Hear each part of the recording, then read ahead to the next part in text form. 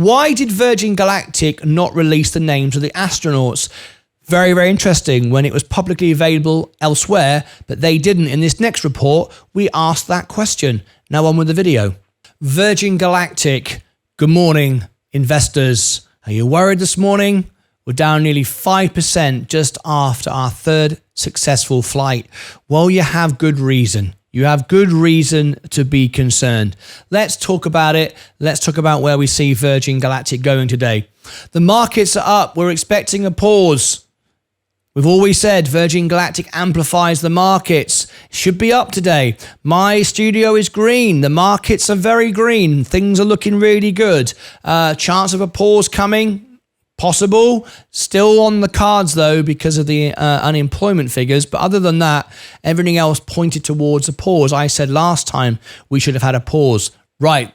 What are we doing? Are we catching the falling knife? Are we buying the dips? Let's have a look at it. I'm going to keep the studio green because I am in the green, but Virgin Galactic is letting me down. Are we buying this or what? Let's have a look. What are you doing?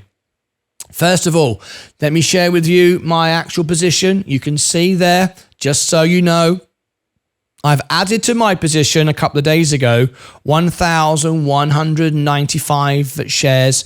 My Roth IRA is, I've got 23. That's just my scalping position where I just buy in and out just to make a few bucks along the journey. That's completely free money, if you like, tax-free, just to make a tip, if you like. But my main account here, I bought for $4,000, is now down $1,600. Am I frustrated?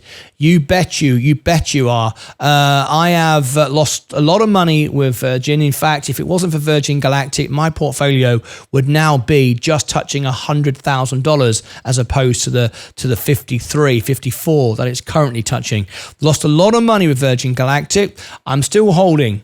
I am still holding. Let's look at some news and discuss it and tell me what you think. Washington reported operating under a veil of secrecy reminiscent of a national security launch. Virgin Galactic performed its third commercial suborbital spaceflight September the 8th with 3 private astronauts on board. The company's VSS Unity spaceplane attached to its Eve mothership aircraft took off from Spaceport America in New Mexico at 10:34 Eastern Time. Excuse me. Unity separated from the aircraft and reached a peak altitude of 88.6 kilometers before gliding back to a runway landing at the spaceport. Of course, all this is good news. However, let's carry on. Galactic 03 flight was the third commercial mission for Unity after the Galactic 01 research mission June 29th and Galactic 02 private astronaut flight August 10th. It was also the fourth suborbital flight for Unity in a little more than 3 months, when including a test flight in late May. Galactic 03 was commanded by Nicola Pisile, Michael Masucci as pilot, and Beth Moses, the company's chief astronaut instructor. In the cabin, as with the company's Galactic 02 flight, the vehicle also carried 3 private astronauts. However, unlike the previous 2 flights, the company did not disclose the identity of the private astronauts until after Unity landed. Traditionally, both government and private crewed missions, suborbital and orbital, flown from the US have publicly named the full crew before launch. They didn't name them, but we all knew who they were, so I don't quite know what that's all about. Often weeks or months in advance, Virgin Galactic did not explain the secrecy surrounding the crew. Interesting. Why would that be? Why would there be that? Why would they sort of make out it's secret when in fact it's not? There was no secrecy at all. We all knew who they were, so I'm not quite sure why that is a story. But anyway, this provider is providing that information. Don't know why. The company did identify the private astronauts after landing as Ken Baxter, Timothy Nash, and Adrian Reynard.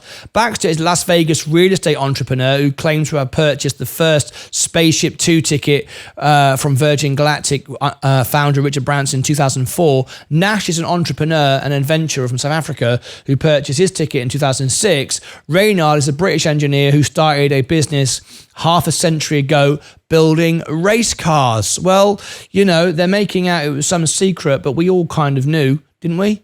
I mean, we did report it. While the company did not identify the customers on board until after the flight, some of them has been talking about the flight in advance. Baxter, for example, has a website where he provided updates about his flight preparations. So what is Virgin Galactic doing, not releasing the information when the astronauts themselves are releasing information? This is a concern. Why? Why? As an investor, I want to know why. I absolutely want to know why. Because look at the shares this morning going down the absolute toilet. This is of concern to me, and I want some answers, and I'm going to find out. Also, unlike the two previous flights, Virgin Galactic did not provide a webcast of the Galactic 03 mission. Instead, it provided updates via social media. Should put in there that Martyn Lucas covered it, as he always does and always will. But of course, no one's talking about that. That's a secret, right? It's a state secret. It's an honor to see our Galactic 03 crew realize their lifelong dreams of spaceflight as they inspire our manifest of future astronauts, says Michael Colglazier, Chief Executive of Virgin Galactic. Using the company's terms for its customers, each successful flight shows how powerful and personally transformative space travel can be. And we look forward to scaling our operations and making space travel more accessible to people around the world. The company said its next flight, Galactic 04, is planned for early October, continuing a monthly cadence of missions. I will say, folks, that it's looking like it's getting less than a month, which is potentially good news.